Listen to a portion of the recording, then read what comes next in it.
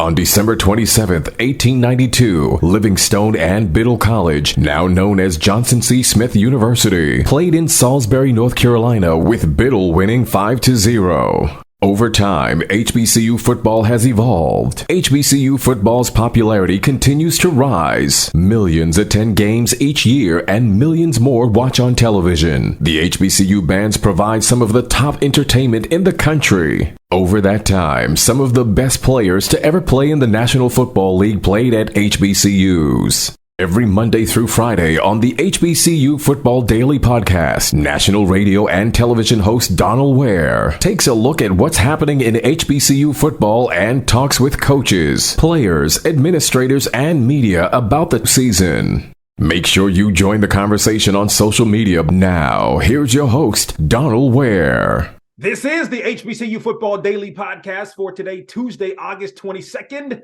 I'm Donal Ware. As mentioned, some of the best players in all of not only HBCU football, but college football take center stage this week. Lubert Danielis, that is, of Benedict, the defensive end, joined us on yesterday's program. So right now we have joining us who I think may be the best player in all of HBCU football, certainly one of the best players in all of college football. He was BOXTOROW's Impact Player of the Year last year. He's a senior from Belle Glade, Florida. He is the quarterback for North Carolina Central. He is Davius Richard, joins us here on the HBCU Football Daily Podcast. What's going on, Davius? What's good? How you doing? Doing great, man. I cannot complain. Let me start here. Camp to this point, you guys are the defending HBCU national champions. How's camp going to this point? I mean, camp's going good. Camp's going to be camp, 6:30 a.m. wake up, or 6 o'clock wake up to 10:30 o'clock at night. Appreciate everybody that plays football and know the feeling in camp, going through the ups and downs of camp with bumps and bruises and waking up doing it the next day. Yeah, no question. Obviously, it's a stark contrast between the off season and camp. But I mean, what was the off season like? Everybody's congratulating you. You're HBCU national champs. That hadn't happened at North Carolina Central since 2006. How did you and your teammates kind of soak it all in? For the most part, we soaked it in from the day the game ended to like mid-January. Try to enjoy it as much as we can as far as like events they had for us in Durham. Like they had a parade. We was able to go to the governor's mansion and the other bits and pieces in here and there. But for the most part, we've been trying to just put that behind us, man. It's a whole new season. They only what happened last year doesn't really matter no more because we're in a whole new season. They only judge you by what you do in the present, not in the past. That said, I got to take you back to last year. Like that said, and we'll talk about it and then leave it in its place. Tell me what last year, the entire season, what it meant to you and what it was like for you. For real, the entire last season was just kind of like how can I put this? Something like a reward for all the hard work that we put in, and not just the hard work that we put in last year, but like I feel like it was just a reward for the hard work we put in since I came here in 2019 with Coach Trey Oliver took over. It's the first year in the program we didn't do so good. His first year, then COVID came in 2020. Then 2021 we barely finished above 500, but we felt like we should have did better than what we did. And then just to see everything connect and come into play in 2022, and then just having the season that we did have, the record-breaking season and stuff like that.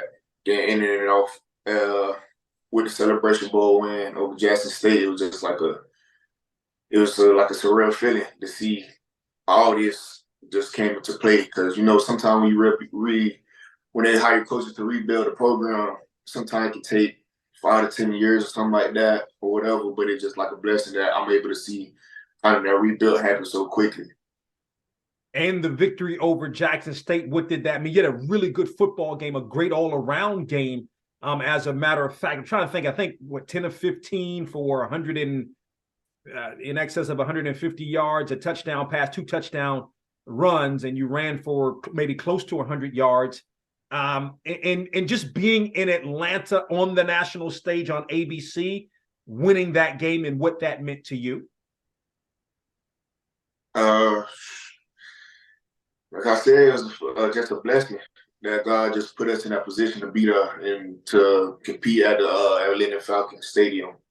And then just having that feeling, and then the whole experience from when we first got there to the game, and the kind of show that the people of the Celebration Bowl put on for us, like as far as like outside the football experience, as far as being able to go to the Coca-Cola factory, to the museum, I believe, and then having a dinner, team dinner, like a day or two before the game. It was just like, it was a real good experience that I was just blessed to take part of. And then just like the game, like you said, we playing kind of like a sold out crowd in the Atlanta Falcons Stadium. It was just like a surreal feeling. Just walking up, seeing the dome, seeing the atmosphere, seeing all the fans there with the phones out and just cheering, just waiting for us to go to war. But it was just like it's been a blessing. Davius Richard, he's a senior from Belle Glade, Florida, of course, quarterback for North Carolina Central. He joins us here on the program. Let me take you back to 2019 because I remember your 2019 season. I remember the game you played against A&T, and even coming into that season, and I talk with Coach Oliver about this all the time. I think you were like third string quarterback coming into that season, and I could just see this guy's going to be pretty good. And ultimately, you have had your 21 season was good, your 22 season was magnificent. Speak to how you've grown as a football player and a person at North Carolina Central since your freshman season at 2019. I mean, I just can't give enough thanks to Coach Oliver and the University of North Carolina Central for giving me that chance to even attend such a great university. And then just as far as like growth as a player from 2019 into the present, it's just been like growing within mentally and just physically and mechanically. So putting on weight since I came in since 2019 as far as building muscle with Coach TC and the strength and conditioning staff. And then just helping growing my mental part of the game each year in, each year out with Coach Leone, offensive coordinator. He's done a great job of making sure I'm prepared for games, making sure I understand defenses, tendencies and stuff like that. And then just working on myself personally as far as mechanic-wise and throwing the ball and trying to make sure, well, no matter what kind of position I'm in, I'm always able to throw the ball. If I got to throw on a run, if I'm in a stable position, or if I'm just like in an awkward position, I'm trying to make sure no matter what it is, I'm able to throw the ball. So just really just being growing in that aspect. And then as far as like as a person, North Carolina Central just has been like a amazing place for me to grow. I feel like if I wasn't here, I don't think I would have grew as much as I did, and because of the people that I met around here, from my team chaplain to just some of the friends and teachers and some of the administrative faculty that I talked to over the years, and then just them giving me the opportunities to just like visit different companies as far as like internship tours or X, Y, and Z, and then just giving me a place to be myself and express myself that I'm comfortable in, but also getting better at. Davius Richard, of course, quarterback for North Carolina Central, joins us here on the program. You made a nice jump from the 21 season to last season. 21 season, you were completing 58% of your passes. Last year, 64%. That's a significant jump. In addition to, running the football, you were responsible for 40 touchdowns last year. Speak to what you did last offseason to allow for the jump from 21 to 22, which was a significant one. Really just, I think a major part of that is just the film room, as far as like understanding things, like I said, understanding my opponents, what they like to do, as far as like situation wise, and just like knowing how to read defenses or looking up, picking up tendencies and stuff like that. So that just helped me, just allowed me to come up with a a pre-game plan before I snap the ball, as far as like, all right, I see this. This is how I answer this, or if this happens, I'm gonna go and hit with the ball, and then just having that understanding and just meeting day in and day out with Coach Young to make sure we're on the same page, that we like the same plays. So whenever he called a play, just say I'm in. I didn't start off the game too good. I'm kind of trying to find my groove and stuff like that. Me and him meet enough and have a close enough relationship to where he knows what type of plays to call to get me in my rhythm, or to get my feet set, or like to get me grounded or get me going. So it's just really just building that connection with my offensive coordinator, and then just being in the film room. And then, tell me about the shirt, culture over scheme. What does that mean? It's always like, how can I put it? I'm trying to make it easy for y'all to understand. Yeah, keep it easy for us a little bit. It's kind of sort of something like you're gonna fall to your level of preparation when things get bad, in a sense. So basically, like culture over scheme. Our culture is be great. So we live that in football, school, everyday life, and then just putting that over scheme as far as like game plans and stuff like that, or trying to change things up here and there, X, Y, and Z. We kind of put the culture over everything. Be great. We live by that no matter what. You can apply it to any and everything. So it's just really just being that, make sure we got our roots and our foundation are set firm. So whenever things get shaken up, we know exactly where to go back to.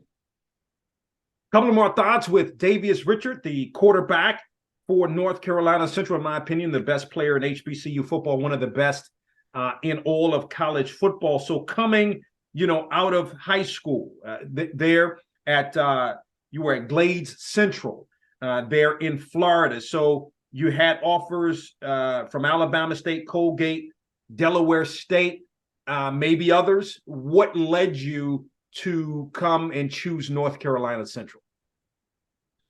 Honestly, it's really just how my recruiting played out. Like you said, I had a couple offers going into my senior year.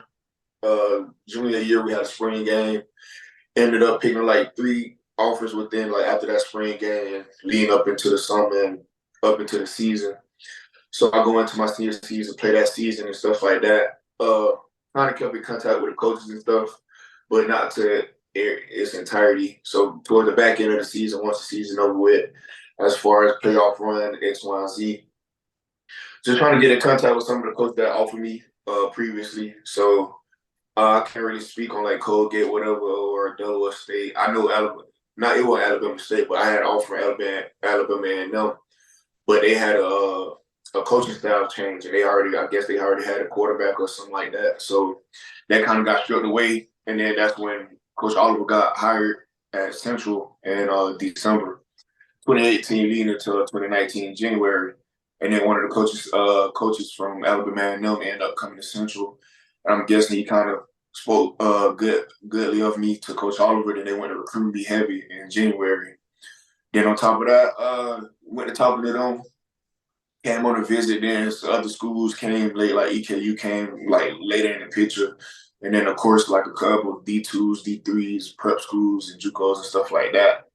But once I came on my visit here to Central and just like was able to see the campus, meet some of the players, talk to the coaches, and then just see how the environment was as far as like going to the basketball game and stuff like that. I kind of already knew by the time I left that Sunday. Was like, all right, yeah, this is cool for me. I ain't really have to take other visits or try to think about other options. Yeah, no, sounds good. How do you all, you as a leader, certainly I'm sure as a captain, prevent complacency in a way coming into this season, coming off that national championship? It befalls some schools or some programs sometime. Like you said, you put it behind you, but how do you kind of prevent that from happening? Honestly, just a reminder, like what we did last year or the work we put in throughout that all season last year is not going to carry us to the next season. So just reminding that, or some other people, I try to tell them how you did this past season. You feel like you can do better or whatever, X, Y, and Z. They say, yeah, I'm like, all right. So if you felt like you could do better last year and we got to what we was then, imperative you go through this whole offseason and fix what you feel like you needed to get better at. And then imagine like how that's gonna multiply as far as like your level of play. So really just trying to dial into like we weren't perfect last year. We had a lot of mistakes. It was just like we was disciplined. So we had a lot of mistakes last year. And then really just tuning in and fixing those mistakes and trying to build on just getting better day in and day out. And just remember that the only work that counts towards this season is what we put in this offseason, what we did last season. Like, that's dead. It don't really got nothing to do with this season coming up. What are you majoring in, and what do you hope to do with that degree once your football playing days are over?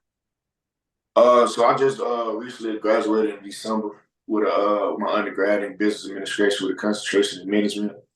So right now I'm in my MBA program. So I still got time to figure out. I'm in my second semester, got about like 2 to 3 more semesters before I graduate. But right now, the goal is to play football professionally. If not, I got a mentor who's into sort of project management. So I'm trying to see if I want to go into project management or also cut hair on the side, or do I want to go into the entrepreneurship route and then try to get into cutting hair, especially if I get the opportunity to go to the NFL, USFL, XFL, whatever, and meet those type of guys as far as the high-end type clientele, and then just like kind of put my foot in the door with them and kind of be on that celebrity barber type route. So it's kind of just like a lot of avenues that got kind of ironed out within this time frame. Sounds good. Currently second all-time in North Carolina Central history in terms of passing yards and passing touchdowns. He was the BOXTOROW Impact Player of the Year on last year preseason BOXTOROW or HBCU All-America as North Carolina Central opens the season on Saturday, September 2nd at home against Winston-Salem State. Davius Richard, the quarterback, joins us here on the program. Davius, great to catch up with you. Good luck to you and the Eagles this season. Thank you. I appreciate you for having me.